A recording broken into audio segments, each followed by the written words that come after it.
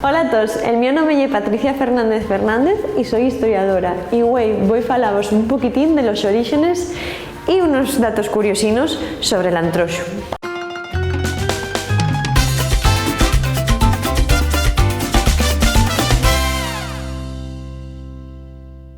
El origen del antroxo lo encontramos en el paganismo y un resquicio de las tradiciones paganas que existían en esta zona, pero que fueron transformándose para encaixar dentro de la religión católica. De hecho, la palabra antroxo viene de la palabra antruejo, que deriva de una palabra latina que, como introitus, que significaría entrada, refiriéndose a la entrada de la Cuaresma.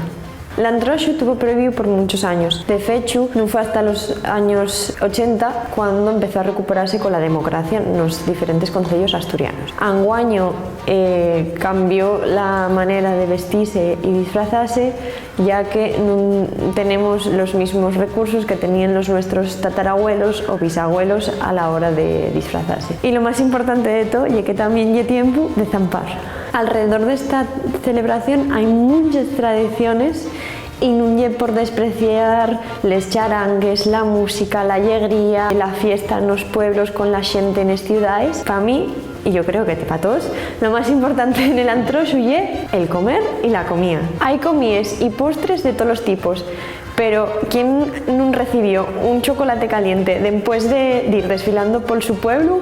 ¿O quién no se fartó a casadielles y a frisuelos durante estos días? Si la gastronomía asturiana es brutal todo el año, en estos días aún más. Sí es verdad que hay muchas similitudes entre todos los concellos y las celebraciones que se faen en ellos durante el antroxo, pero algunos, en algunas ciudades o pueblinos, destaquen, sobre todo en las ciudades más importantes de Asturias, en Xixón, Avilés y Uvieu.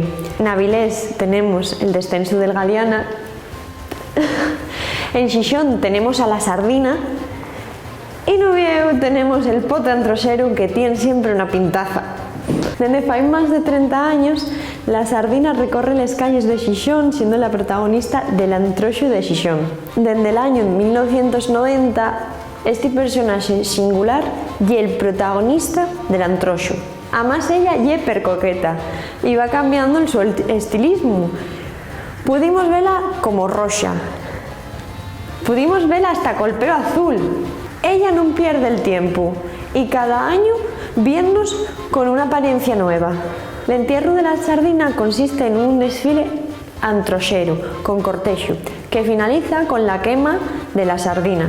De normal celébrase el miércoles de ceniza y sirve para dar punto y final a las celebraciones del antroxo y pasar a la seriedad de la Cuaresma. Hay diversas teorías sobre su origen.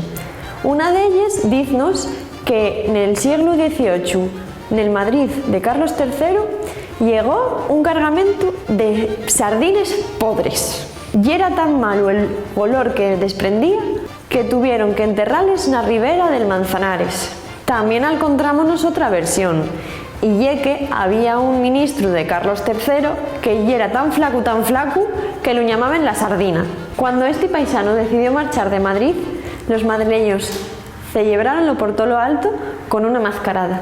Hasta la próxima y ya nos vemos antroxando per Asturias.